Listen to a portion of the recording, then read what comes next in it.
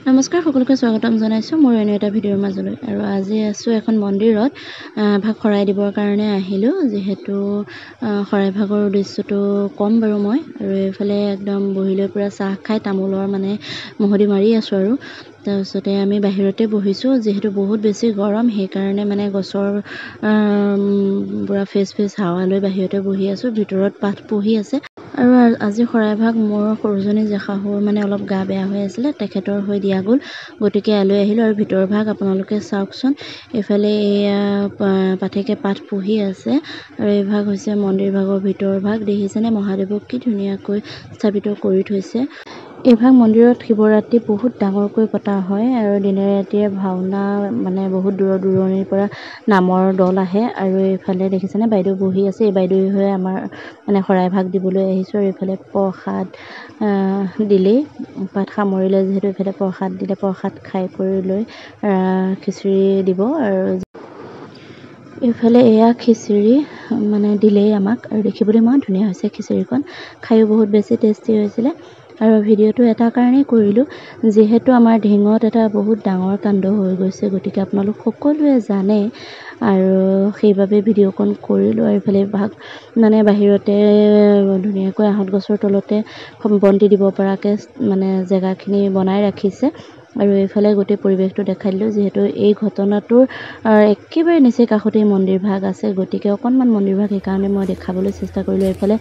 এইটো হৈছে সেইটো পুখুৰী যিটো পুখুৰীত পৰি মানে অপৰাধীৰ মৃত্যু হৈছিলে আৰু দেখিছেনে পুখুৰীটো কিমান ডাঙৰ গতিকে পুখুৰীটোৰ মানে নিচেই কাষদিয়ে আমি ঘৰলৈ যাবলৈ আহিছোঁ যিহেতু সেইকাৰণে অকণমান আপোনালোকক দেখাই দিলোঁ আৰু কেনেকুৱা পালে ভিডিঅ'টো জনাবলৈ নাপাহৰিব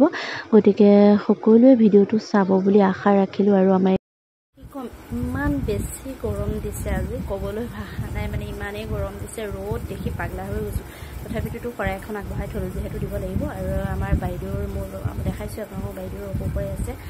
গতিকে মানে বাইদেৱে আগবঢ়াই থৈছিলে শৰাইখন তাৰপিছতে শৰাই ভাগ তাতে দিয়া গৈ হ'ল আৰু যিটো ঢিঙৰ একদম ডাঙৰ জঘন্য কাণ্ডটো শুনিছে আপোনালোকে সকলোৱে গোটেই অসমবাসীয়ে জানে কি ঘটনা হৈছিলে গতিকে সেই মানে যিটো পুখুৰীতে পৰি অপৰাধীজনৰ মৃত্যু হৈছিলে একেবাৰে কাষৰ মন্দিৰ ভাগলৈকে আমি গৈছিলোঁ শৰাই দিবলৈ আপোনালোকক দেখাইছোঁ মন্দিৰ ভাগ ভিতৰ ভাগ কেনেকুৱা অকণমান তাৰপিছতে কাষৰ পৰিৱেশটো দেখাইছোঁ আৰু এতিয়া মানে কি জনশূন্য হৈ গৈছে এনে আগতে মানে শৰাই হওক কিবা হওক মানুহ ভৰ্তি হৈ থাকে এতিয়া কেৱল আমি ইয়াৰ পৰা লৈ যোৱা নিমন্ত্ৰণ কৰি নিয়া মানে মানুহকেইজনেই হৈছে আৰু বাদ বাকী বেলেগৰ বাহিৰা মানুহ নাই প্ৰৱেশেই নাইকিয়া হ'ল তাত মানে ভয় খাই ইমানেই ভয় হৈ গ'ল কোনো মানুহেই মানে নাযায় আৰু বিশেষকৈ প্ৰশাসনৰ লোকবিলাক তাত অহা যোৱা কৰি থাকে যিহেতু বাহিৰা মানুহ প্ৰৱেশ কৰিব দিয়া হোৱাটো নাই আৰু ঠিক তেনেধৰণে মানে অচিনাকি মানুহ পালে সোধা পোছা কৰে সেইবাবে মানুহ মানে নোহোৱাই হ'ল আৰু গতিকে যিখিনি মানুহ গৈছিলোঁ ইয়াত সেইখিনি মানুহে মিলি কৰি শৰাই ভাগ দি কৰি আহিলোঁ গতিকে ভিডিঅ'খিনি দেখালোঁ আৰু যিটো পুখুৰীত পৰিছিলে ল'ৰাটো সেইটোও দেখালোঁ আপোনালোকক গতিকে কেনেকুৱা পালে জনাবলৈ নাপাহৰিব আৰু যদিহে ভাল পালে তেনেহ'লে ভিডিঅ'টো প্লিজ লাইক কমেণ্ট শ্বেয়াৰ কৰিব আৰু